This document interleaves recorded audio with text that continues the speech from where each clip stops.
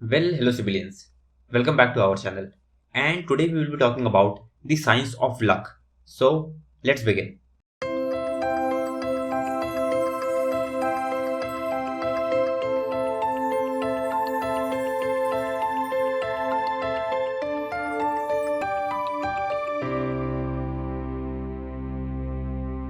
Now, luck is a concept that's highly misunderstood, and people keep debating whether luck plays an important part in someone's life or not. Luck is a topic which is highly controversial, and till date people remain confused as fuck.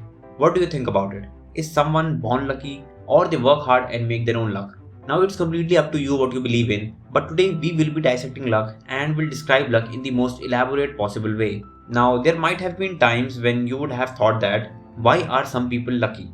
Why are some people unlucky? How do you get lucky? And is being lucky actually a concept or just a fad? Now, I was once confused with all these questions just like you. But then something strange happened and I understood everything about luck. Now I knew about the importance of luck as well as how it works in the first place. I also knew whether luck plays an important part or not. And lastly, I knew how to create my own luck and multiply it to achieve greater success. But how the hell did I get the answers to my questions one fine day? Well, the answer to the questions that I was looking were found in the book named Great by Choice, which is written by Jim Collins. If you don't like reading books or reading in general, then at least read this chapter, as it has the potential to change your life completely. After reading this chapter, your life won't be the same and you will have a completely new perspective on how you look at life. It had the same effect on me and now I look at life differently. Enough talking. Now let's straight dive into the science of luck. Jim Collins and his teammates wanted to study about luck and its impact on the performance of a company. Hence, they began their research by asking three basic questions which were as follows. Is luck a common or a rare element in business? What role, if any, does luck play in making a company successful or unsuccessful? What can leaders do about luck to help them build great companies? While they were asking these questions, they also tried to clearly define luck. They did so because everyone perceives luck according to his or her own perspective. They defined a lucky event which meets three tests which are as follows. Some significant aspect of the event that occurs largely or entirely independent of the actions of people in the enterprise. The event has a potentially significant consequence, good or bad. The third one was the event has some element of unpredictability. As long as an event meets these three dimensions of our definition, whatever its cause is, it qualifies as a luck event. Using this definition, the team identified and systematically coded 230 significant luck events for the successful as well as unsuccessful companies. The results were completely shocking as the researchers found out that the successful companies had less good luck events but more bad luck events when directly compared to unsuccessful companies. The successful companies had a total of 49 good luck events when compared to unsuccessful companies which had 56 good luck events. On the flip side, the successful companies had a total of 65 bad luck events when compared to unsuccessful companies which had only 60 bad luck events. They also found that successful companies weren't lucky early on to get a head start or an early mover advantage, and unsuccessful companies didn't have more bad luck early on. The researchers also found that one big lucky event didn't have the potential to completely change the trajectory of any company. Then they studied the curious case of Bill Gates and questioned why did Bill Gates became a billionaire and super successful. Now if you look at him, then you would think that he's one lucky guy who went on to build one of the most successful company in the world and completely changed the entire landscape of personal computing. Through this lens, he was extremely lucky as he had these advantages with him which are as follows. Now he was born in an upper middle class American family who had the resources to send him to a private school. That private school had access to computers where he could learn to program, which was quite unusual as schools didn't have computers way back in the late 1960s or the early 1970s. He was born just exactly at the right time as computers were becoming more and more accessible. Had he born just 5 or 10 years later, he would have missed the opportunity to create Microsoft. His friend Paul Allen just happened to see a cover story in the January 1975 issue of Popular Electronics. Quite lucky. Then he was even more lucky as he went to college at Harvard that had a more powerful computer where he could test and develop his ideas. Now you might think that Bill Gates was really lucky as he just had all the right tools, resources, friends, parents, timing and education. But is this why he became so successful? No. Now think about all the other factors for a while, such as Was he the only person of his era who grew up in a middle class family? Was he the only person born in the mid 1950s who attended a school with access to computers? Was he the only person who went to a college with computer resources in the mid 1970s? Was he the only person who read the popular electronics article in a magazine? Was he the only one who knew how to code in BASIC? The answer to all these questions is no, no, no, no, no, and a big no. If you dig a little deeper, then you will find that his school might have been one of the first schools to have a computer, but his school wasn't the only school to have computers. Moreover, he wasn't the only one in his class who had access to computers. He wasn't the only person who knew how to program in BASIC, as the language was developed nearly a decade ago by professors at Dartmouth. And what about all the masters and PhD students in electrical engineering and computer science who had even more computer expertise than Bill Gates?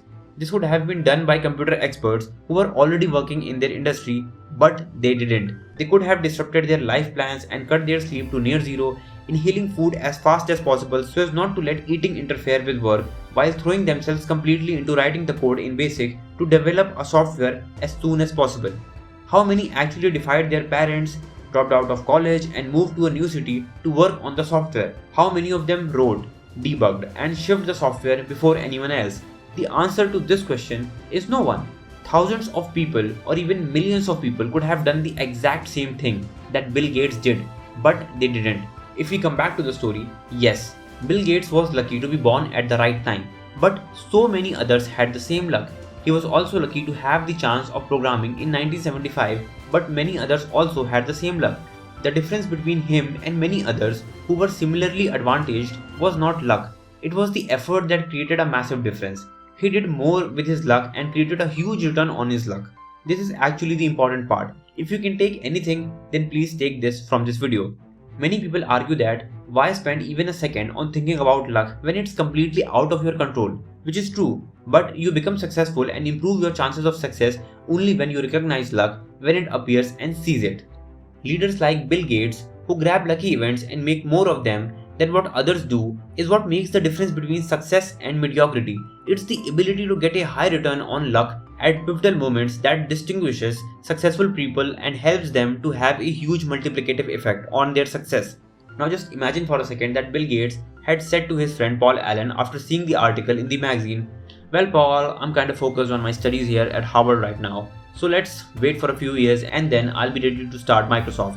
If this would have happened, then Microsoft would have ended before even beginning. Don't get confused by luck with return on luck. They both are two completely different things.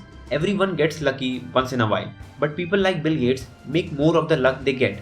By now you might be thinking that luck isn't as important as hard work, as it's the hard work that makes great success. But this isn't true as well. Yes, you can work hard and smart, you could be skilled, prepared and have all the necessary traits like discipline, focus, consistency, tenacity, great persistence. But if you don't have luck, then it would be quite difficult for you to be highly successful. Now just imagine that if Bill Gates was born and grown up as a peasant in communist China during Cultural Revolution, would he be able to create such a successful company like Microsoft? The answer to this question is no. This means that both of the notions which say it's all luck and luck plays no role are false, and neither extremes are true. Any company that had sustained growth for decades was hardworking as well as lucky at the same time. Getting a high return on luck requires throwing yourself at the luck event with ferocious intensity, disrupting your life and not letting this luck go. Bill Gates wasn't just lucky and didn't win the lottery. He kept pushing, driving, working, staying on a consistent path, taking right decisions, growing the company one step at a time, building the right culture, hiring great people, and never deviating from his focus while maintaining momentum for more than 2 decades. And he also avoided any major risks that could have ended the company. Working so much for more than 2 decades isn't simply luck, that's a return on luck. Now we will talk about how some companies were really lucky but failed to capitalize on the opportunity just due to poor execution. There are various instances where some companies got lucky several times against their competitors but failed because they took the opportunities for granted. One such example was Digital Research. This was a company which was in ropes to develop an operating system for IBM, but things went south and the agreement was cancelled by IBM as they were unimpressed by them. Then IBM went to Microsoft in frustration. So what did Microsoft do? They recognized the moment and committed itself to a brutal schedule to get an operating system ready for the launch of the IBM PC. Digital Research had the incredible good fortune to be in the right place at the right time when IBM came knocking, but they didn't get a great return on luck. Microsoft did. Lastly, you should know one more thing about luck, which is that a single good luck event won't transform your life, but a single bad luck event can literally destroy you. This is quite a paradoxical aspect of luck and an asymmetrical imbalance. Just imagine that even if you are lucky enough to create a profitable company, you can't stop as you have to keep pursuing your dream to stay profitable. But if one bad thing happens to you, your company could go bankrupt instantly. Ever heard about billionaires that lost everything and became bankrupt? Yes, that can happen to you as well if you don't stay consistent. You might lose everything even after winning it. Now we hope that this content helped you in clearing some of your doubts related to luck. Now that you know more about luck, go and conquer the world. We wish you all the very best for your future, and in the next video we will talk about how to actually be lucky. So stay tuned to the CiBillion. Well, that was it for today's Civilians. Now if you really liked our content, then please like, comment, share and subscribe. And do follow us on Instagram because our community of like-minded people is growing bigger day by day. So thanks for being with us until the end, and we'll see you in the next one. Thank you.